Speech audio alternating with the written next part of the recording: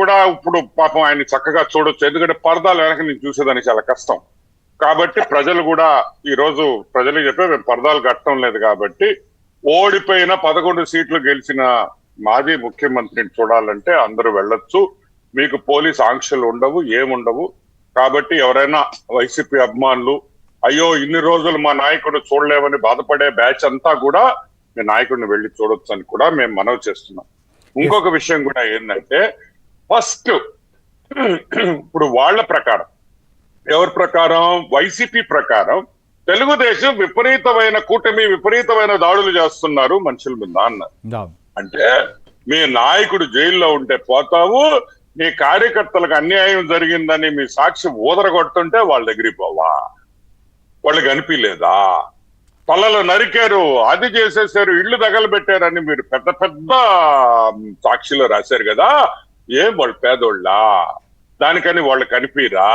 ఈయన డబ్బులున్నోడు, ఈయన పర్సంటేజ్లు ఇచ్చే బ్యాచ్ కాబట్టి పిన్నెల రామకృష్ణారెడ్డి ఈవీఎం పగలగొట్టి రకరకాలు ఎలక్షన్స్ సమయంలో రకరకాలు పెడితే, ఈసీ కేసులు పెడితే, మేము పెట్టిన కేసులు కాదు of the cases. Pinnelli Ramakrishna Reddy ఈ రోజు అరెస్ట్ అయిన కేసెస్ అన్ని ఏం కేసెస్ అయ్యి? ఎలక్షన్ కమిషన్ ఆఫ్ ఇండియా పెట్టిన కేసులు, మేము పెట్టింది కాదు. ఆయన అరెస్ట్ అయింది ఈసీ కేసుల్లోనే. అటువంటి వ్యక్తి దగ్గరికి నువ్వు పోతావు. మీరు చెప్పే విధంగా తెలుగుదేశం కూటమిలో ఉండే మీ కార్యకర్తల మీద దాడులు జరిగితే వాళ్ళు మాత్రం కాదు. ఎందుకంటే వాళ్ళు ఇన్సిగ్నిఫికెంట్, వాళ్ళు ఏం పెద్ద ఏముంది, వాళ్ళ త్యాగాలకి గుర్తింపు ఉండదు జగన్మోహన్ రెడ్డి.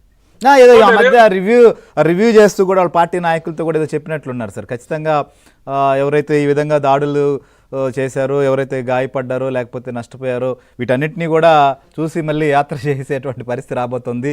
అదేవిధంగా ఓడిపోయారని చెప్పి బాధపడి చాలా మంది కూడా అశువులు బాశారు, బాధపడ్డారు, గుండెలాగాయి, అలాంటి వాళ్ళని కూడా ఏదో చెప్పినట్లున్నారు. బహుశా అది కూడా స్టార్ట్ చేస్తారు. నేను అనే పాయింట్ ఏంటంటే ఫస్ట్ నువ్వు ఎవరి దగ్గరికి పోవాలా? నువ్వు చెప్పి నీ కార్యకర్తలు దెబ్బతిన్నారు, నీ కార్యకర్తలు చనిపోయారని నువ్వు అంటున్నావు కదా, వాళ్ళ దగ్గరికి పో అంటే వాళ్ళు లేరా? అటువంటివి జరగలేదా? అవి జరగలేదు కాబట్టి అవన్నీ ఉత్తిత్వ సాక్షిలో సాక్షి టీవీలో ఓదరగొట్టారు కాబట్టి అవన్నీ నిజాలు కాదు కాబట్టి ఈరోజు పిన్నెల రామకృష్ణారెడ్డి దగ్గరికి వెళ్తున్నాడు అని మనం అనుకోవాలా అనేది ఆలోచించాలి అందరూ.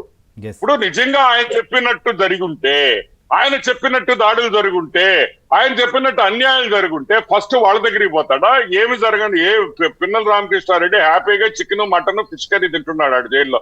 ఏమంటే ఈయన వచ్చి పీకేది ఆయన దగ్గరికి వచ్చి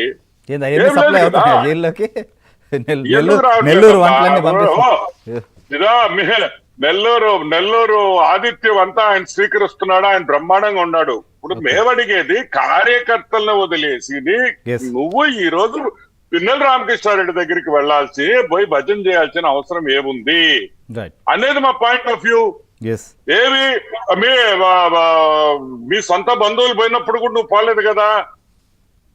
మేము అడుగుతున్నాము, ఈ రోజు నీ సొంత బంధువులు చనిపోయినా నీ 5 ఏళ్లలో మీ దగ్గరున్న బంధువులు చాలా మంది పోయి ఉంటారు. ఎంతమంది ఇళ్ళకి పోయావు నువ్వు? ముఖ్యమంత్రిగా రాలేదు కదా తాడేపల్లి ప్యాలెస్ నుంచి. ఏమంత పిన్నెల రామకృష్ణారెడ్డికి